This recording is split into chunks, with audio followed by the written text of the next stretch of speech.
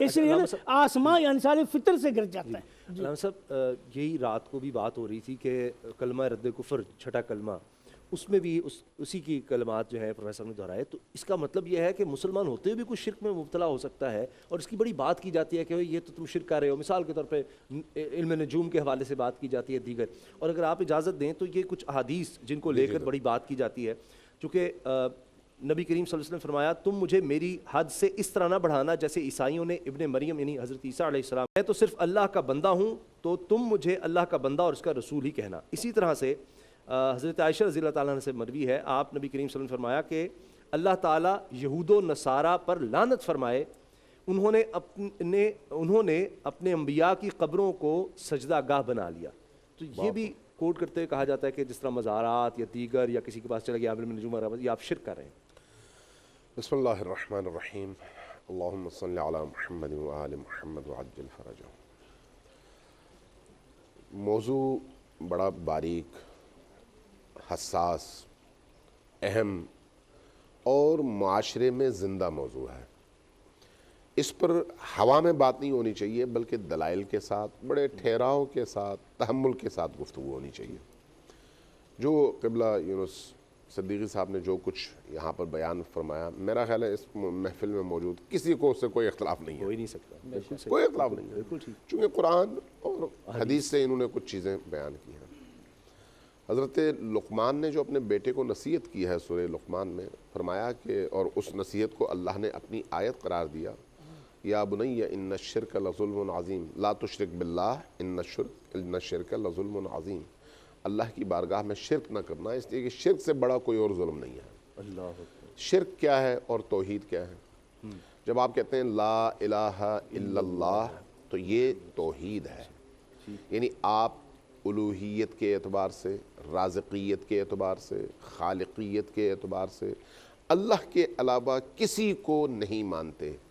صرف اللہ ہی ہے جو قابل عبادت ہے، صرف اللہ ہی ہے جو خالقیت کی طاقت رکھتا ہے، صرف اللہ ہے جو رازقیت کی طاقت رکھتا ہے، اور رازقیت کی صفت جو ہے اس کی اعلیٰ ترین صفت ہے۔ اب آئی بات مخلوق کی طرف، جو عام معاشرے میں رواج ہے وہ یہ ہے کہ آپ کسی ولی اللہ کی قبر پر چلے گئے، آپ کسی بزرگ اور عارف اور صوفی کی قبر پہ چلے گئے، میں آہستہ سے نیچے سے جا رہا ہوں نا، آپ کسی صحابی کی قبر پہ چلے گئے، آپ کسی اہل البیت کے فرد کی قبر پہ چلے گئے، آپ کسی نبی کی قبر پہ چلے گئے، جا کر وہاں پر آپ نے دعا کی۔ اب یہاں پر اختلاف شروع ہوتا ہے، بعض ہمارے سطحی فکر رکھنے والے حضرات کہتے ہیں یہ بھی شرک ہے۔ سوال یہ ہے کہ جو وہاں پر گیا وہ کس نیت سے گیا؟ انما الاعمال بالنیات ہے نا، اور کیا قبر پہ جانا ہی شرک ہے، یا قبر پہ جانے کے بعد کچھ اور اعمال ہیں جو باعث شرک بن سکتے ہیں؟ قبر پہ جانے کی تو تاکید ہے، قبر پر جا کر دعا مانگنے کی تو تاکید ہے، مرحومین کے لیے دعائے خیر کرنے کی تو تاکید ہے، چاہے قبرستان میں ہو یا کہیں کسی مزار میں ہو، آپ کو جانا چاہیے، موت کو یاد کرنا چاہیے، اور اس دنیا کی بے ثباتی کو یاد کرنا چاہیے، اور اس کا بہترین ذریعہ قبرستان میں جانا ہے، اور قبرستان میں جا کر دعا کرنا، اور نبی کریم کی سیرت بھی ہے اس میں۔ اب وہاں پر جا کر جو دعا کرنے والی بات ہے، اس دعا میں اگر آپ کسی صاحب قبر کو اللہ اور اپنے درمیان شفاعت کا ذریعہ قرار دیتے ہیں، وسیلہ قرار دیتے ہیں، اس عنوان سے کہ یہ چونکہ مجھ سے بہتر ہے، یہ چونکہ اللہ کے مقرب ہیں، اس لیے اللہ ان کی زیادہ سنے گا میری نسبت۔ حاجت روائی کی انہوں نے بات کی، میں اسی کی بات کر رہا ہوں، اسی طرف آ رہا ہوں کہ آپ اس نیت سے اگر جاتے ہیں کسی صاحب قبر کے پاس اور اللہ سے دعا کرتے ہیں اور کہتے ہیں اس صاحب قبر کے طفیل مجھے یہ عطا کر،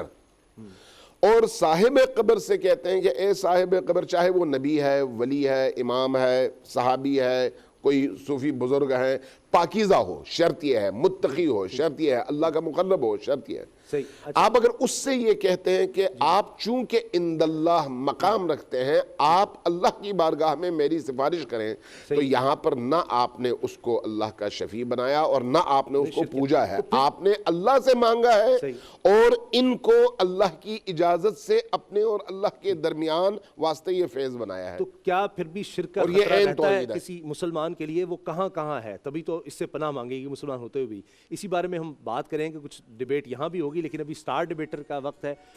ए नूरे खुदा, नूरे बसीरत की तलब है, रमजान का सदका तेरी रहमत की तलब है। मख्फी हैं इसी माह में रहमत के करीने, गर्दाब से निकले हुए बख्शिश के सफीने, गोया है तेरे इश्क में हम सब बराबर, मजलिस को तू गुलदस्ता फिरदौस बना दे, रिंदों को सनाए शहलौलाक पिला दे, तू शम्मे कलम को यदे बैज़ाई अता कर, बच्चों को तो इफ्तार में तस्नीम अता कर।